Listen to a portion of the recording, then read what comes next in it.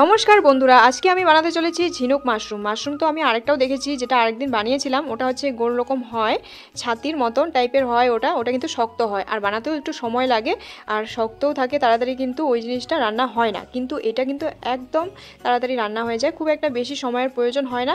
বাজার থেকে কিনে নিয়ে আসলাম, তো ভাবছি এখন বানাবো। এখন দেখো, এটাকে আমি মাশরুমটাকে সুন্দর করে কিন্তু গোড়ার থেকে ছাড়িয়ে নিচ্ছি প্রথমেই। আর যারা তো জানো, তারা তো জানোই যে এই জিনিসটা খেতে কতটা টেস্টিকর। হ্যাঁ, আর যারা মানে খাওনি, তারা কিন্তু একবার খেয়ে দেখতে পারো, মানে অসাধারণ লাগে খেতে। আমরা যে মাংস রান্না করে খাই, তার থেকেও কিন্তু খুবই টেস্টি একটা খাবার এটা। আর এখন এটাকে অনেকেই আছে যারা খায় বা কিছু, তো ওরা কিন্তু এটাকে সিদ্ধ করে জলটা ফেলে নেয়। ধরো বেশিক্ষণ সিদ্ধ করার দরকার নেই, এটা একটু তাড়াতাড়ি নরম হয়ে যায়, তো 5 মিনিট সিদ্ধ করে নিলেই কিন্তু হয়ে যায়।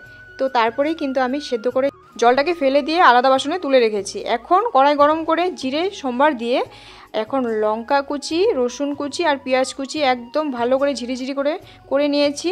আর প্রথমেই দেখো, রসুন কুচিটা হওয়ার পরেই তারপরে দিয়ে দিলাম পেঁয়াজ কুচিটা। পেঁয়াজটাকে একদম ভালো করে ভেজে নিতে হবে, মানে ভালো করে না ভাজলে কিন্তু তরকারিটা টেস্ট হবে না। আর অ্যাকচুয়ালি কথা হচ্ছে যে মশলা যত কষানো যায়, মানে ভালো করে কষে গেলে কিন্তু তরকারিটা টেস্টি হয় খেতে। আর এই মাশরুম হলো পেঁয়াজ আর রসুনেরই খেলা।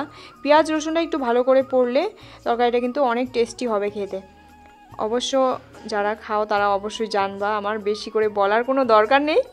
আর এইখানে দেখো, আদা বাটা দিয়ে দিচ্ছি সুন্দর করে। একদম পেঁয়াজ রসুন দিয়ে দেওয়ার পরে আদা বাটাটা দিয়েও আবার নেড়ে চেড়ে সুন্দর করে ঘাটাঘাটি করে নিচ্ছি। দেখো, মশলাটা কিন্তু আধা আধি কষেই গেছে প্রায়।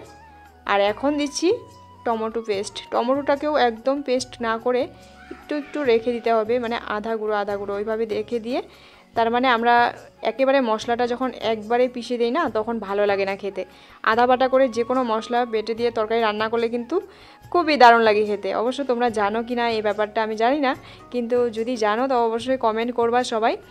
আর এখানে বাকি যে গুঁড়ো মশলাগুলো ছিল সেগুলো আমি অ্যাড করে দিলাম, লঙ্কার গুঁড়ো, জিরে গুঁড়ো, ধনে গুঁড়ো আর একটুখানি চিনি। তো দিয়ে দেওয়ার পরে ঘাটাঘাটি করে দেখো, আমার কিন্তু এখানে রেডি হয়ে গেছে মশলা, একদম কষানো শেষ। আর দেখো, এখন আমি এখানে সিদ্ধ করে, অনেকে সিদ্ধ করে আবার অনেকে করে না, কারণ এটা মানে অনেক নোংরা টাইপের কিছু একটা হয়, তো তা থাকতে পারে নোংরা কিছু। তো তার জন্য মানে কি হয়, একটু সিদ্ধ করে নিলে মানে এটা ভালো হয় আর কি।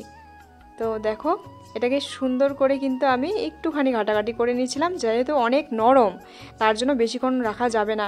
তো তার জন্য একটুক্ষণ ঢেকে দিয়েই আমি ঢাকনা তুলে দিয়ে দেখো, এখানে রান্না হয়ে গেছে। কি সুন্দর একটা কালার চলে আসছে। আর তোমরাও একটু খেয়ে দেখতে পারো, দারুণ লাগে খেতে, একদম মানে দারুণ, মানে কি বলবো, এতটাই টেস্টি। তোমরা একবার খেলে বলবে যে না, ওই জিনিসটা কিন্তু খেয়েছিলাম, খুবই দারুণ একটা জিনিস ছিল।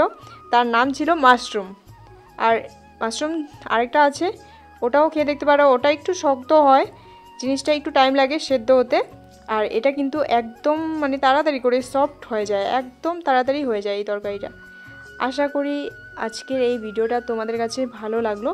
তো চলো বন্ধুরা, আবারও আসবো তোমাদের কাছে নেক্সট কোনো ব্লগ নিয়ে।